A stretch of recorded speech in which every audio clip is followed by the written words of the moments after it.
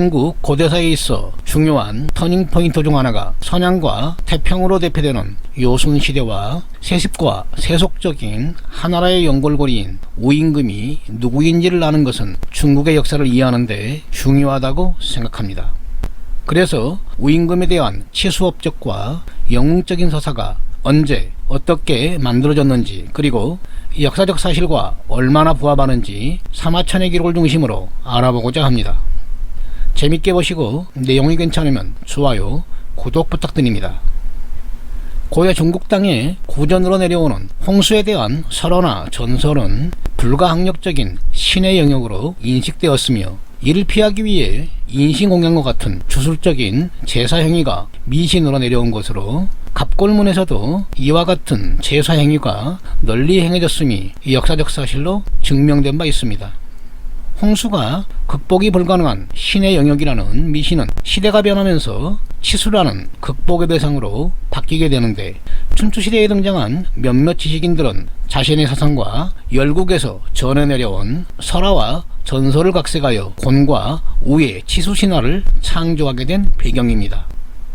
고대 문헌에 기록된 곤과 우의 치수신화를 간단히 요약하면, 대홍수가 발생하자 커다란 물고기 곤이 올빼미와 자라의 조언을 받아 끝없이 불어나는 신비한 흙 식양을 훔쳐 홍수를 멈추게 하지만 보물의 주인 상제의 분노를 사 죽임을 당하게 됩니다. 그런데 죽음을 당한 곤의 영혼이 살아남아 3년 동안 시체가 썩지 않자 배를 가르게 되는데, 그 속에서 튀어나온 도롱뇽 한 마리가 후대에 인간으로 각색된 치수신화의 주인공이자 하나라의 설립자 우입니다. 우는 홍수를 다스리는 것은 백성을 이롭게 한다는 선량한 마음으로 상제에게 탄원해 식양을 하사받아 치수를 방해하는 머리가 9개 달린 괴물 상류를 죽이고 식양을 이용해 홍수를 바다로 이끌었다는 것이 치수신화의 요지입니다. 신화로 시작된 곤과 우의 치수신화는 전국시대 몇몇 사상가들에 의해 다양한 형태로 의인화되고 각색되었는데, 가장 유명한 것이 요순시대에 발생한 대홍수를 다스려 공적을 인정받아 하나라를 설립했다는 대우 치수신화입니다. 실제로 전국시대의 기록에는 홍수를 피하기 위해 인신공양과 같은 주술적인 제사 행위는 없어져야 할 미신이며, 치수는 국가의 가장 중요한 업무라는 뚜렷한 변화가 통치제도에 나타나는데, 위나라의 서문표나 진나라의 이빙은 치수의 성관 관리로 기록됩니다.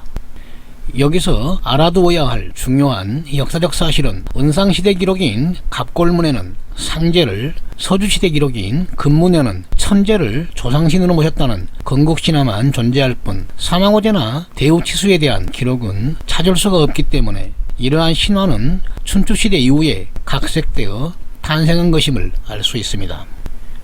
춘추시대에 들어 다양한 신화가 창조된 배경에는 열국이 패권을 다투는 시대적 상황에 맞물려 전통적인 화적뿐만 아니라 사방의 이민족에게 구전되어 온 설화와 전설이 제자백과 사상가들에 의해 역사와 버물려져 다양한 학설이 탄생한 것이며, 전국시대, 진나라, 18제후시대를 거쳐 한나라 초기까지 계속되는 일반적인 현상이었던 것입니다. 제자백가에 의해 창조된 다양한 신화와 학설들은 중앙집권 통치제도로 복귀한 한무제때 사관 사마천에 의해 역사화 과정을 거쳤으며, 이후 후한시대와 위진 남북조 시대를 거치면서 민간의 뿌리를 내려 역사적 사실로 받아들여집니다.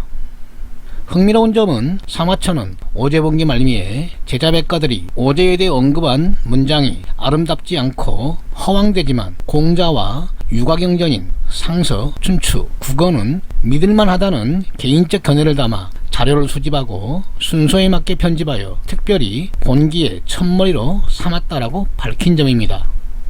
쉽게 풀어보자면, 사마천은 백가의 사상 중 99개는 오제의 덕을 제대로 칭송하지 않아 역사적 가치가 없다고 판단했다는 것이며, 유일하게 공자와 유가경전 몇 개가 오제의 덕을 칭송하였으며, 그 순서가 명백하기 때문에 선택했다는 사마천의 역사관을 잘 드러낸 것입니다.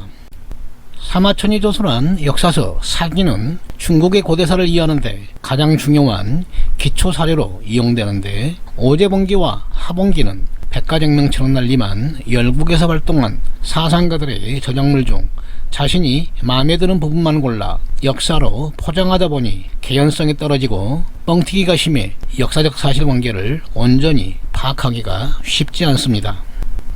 예를 들면 홍수는 황하에서 일어났는데 그 피해자는 구주의 백성이다와 같은 이상한 표현법을 자주 사용했으며, 한나라와 치열하게 전쟁 중인 북방의 유목민족 흉노를 황제의 후손으로 기록한 점은 사실관계를 파악하기 어렵게 만드는 요인입니다. 그는 오제본기 마지막과 하본기 기록의 대부분을 홍수를 다스린 대우의 치수업적과 구주계통의 영웅적인 서사를 통해 황제로부터 이어온 혈통의 순수함과 하나라 건국의 당위성을 기술했는데, 그 표현 방식이 사람의 역사를 기록한 것인지 괴물의 역사를 기록한 건지 알 수가 없을 만큼 흥미롭습니다. 사마천이 기록한 대우 치수업적을 간단히 요약하면, 요순이 천하를 다스릴 때 하늘에 닿을 만큼 큰 홍수거나 거대한 물줄기가 산을 감고 언덕을 덮자 곤을 시켜 홍수를 다스리게 했으나 9년 동안 치수에 성공하지 못하자 수는 곤을 죽이고 그의 아들 우에게 치수를 대신하게 합니다. 우는 13년 동안 집안을 돌보지 않고 천하를 떠돌며 9개의 땅을 개척하고 9개의 산을 연결하고 9개의 길을 뚫었으며 9개의 강을 개통하고 9개의 큰 연못을 조성하여 치수에 성공한 후 천자의 땅을 확정하였으며 주변 이민족을 교화시켜 천하를 안정시켰다는 공적으로 제의를 넘겨받아 하나라를 설립했다는 것이 그 요지입니다. 사실 우가 실제로 존재했던 사람이었는지 아니었는지는 고고학적으로 하나라의 실체가 밝혀지면 자연스럽게 드러날 것이기 때문에 논의할 필요가 없다고 보여지며, 문제는 최소한 인간들의 세속왕조의 기록인 하본기에 대한 사마천의 기록 방식에 있다고 생각합니다. 하늘에 닿고 산을 감는 대홍수가 20년 이상 계속되었다는 사마천의 허세장렬의 표현법은 지금도 그러더만 옛날에는 더 심했구나 정도로 넘기고, 그럼 대홍수가 황하 어디에서 일어났는데라는 기본적인 질문에 대해 아주 묘한 표현법을 사용하며 답변을 대신합니다. 공자가 기록했다고 알려진 상서 우공편의 기록을 그대로 인용하였는데, 대우가 홍수를 다스리면서 개통한 땅이 바로 구주로 한나라 때 사용되던 지명 명칭 100여 곳을 언급하면서 그 위치와 넓이를 설명하는 이상한 답변을 통해 홍수가 발생한 곳이 어디인지를 알 수 없게 합니다. 사마천이 구주를 설명할 때 언급한 한나라 때 지명을 지도에 표시해보면 대홍수의 위치는 황하가 아니라 한나라 땅을 흐르는 모든 강에서 동시다발적으로 발생했다는 이상한 논리가 성립됩니다. 덧붙여 13년 동안 구주를 개통하면서 흙을 옮겨 산을 만들어 9개의 산맥으로 연결시켰으며, 운하처럼 이용할 수 있는 9개의 강을 개통하고 구주가 연결된 9개의 도로와 9개의 거대한 물 웅덩이를 건설했다는 믿을 수 없는 치수업적을 버젓이 역사적 사실로 기술하는데 판타지 소설의 한 장면을 보는 것 같습니다. 사마천은 아마도 하나라를 설립한 우임금을 사기급의 능력을 가진 영웅적인 서사를 통해 황제의 적통우선인 한나라의 위대함을 만천하에 드러내고 싶었겠지만, 그 표현법은 너무 낙한 것 같습니다. 역사적 사실로 기록된 대우의 영웅적 서사를 담은 치수신화는 전국 대륙 곳곳으로 널리 퍼졌는데, 사천성 강족자치구나 문천에서는 우임금이 태어난 곳이라는 전설이 내려오고 있습니다.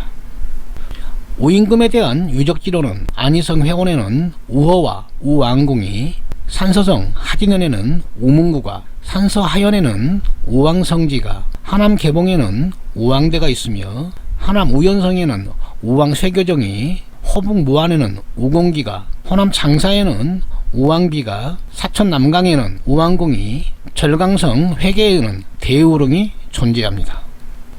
심지어는 중국의 3대 석굴로 유명한 낙양의 용문석굴을 대우가 팠다는 전설이 내려올 정도로 그의 영웅적 서사는 민간에 널리 퍼졌는데, 이는 사마천의 기록과 동시에 국가주도로 신격화 작업이 진행되었다는 것을 증명하는 구체적인 증거이기도 합니다.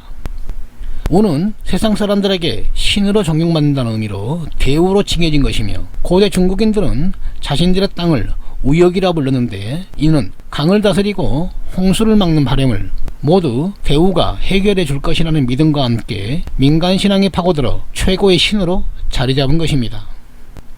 대우에 대한 민간 숭배는 전설 속에 사망호제를 포함해 수천 년의 역사를 이어온 세속왕조의 모든 황제 누구와 비교하더라도 우임금 한 사람에 미치지 못한다고 평가될 정도로 민간 속에 퍼진 대우의 영향력은 대단했다는 것을 알 수 있습니다.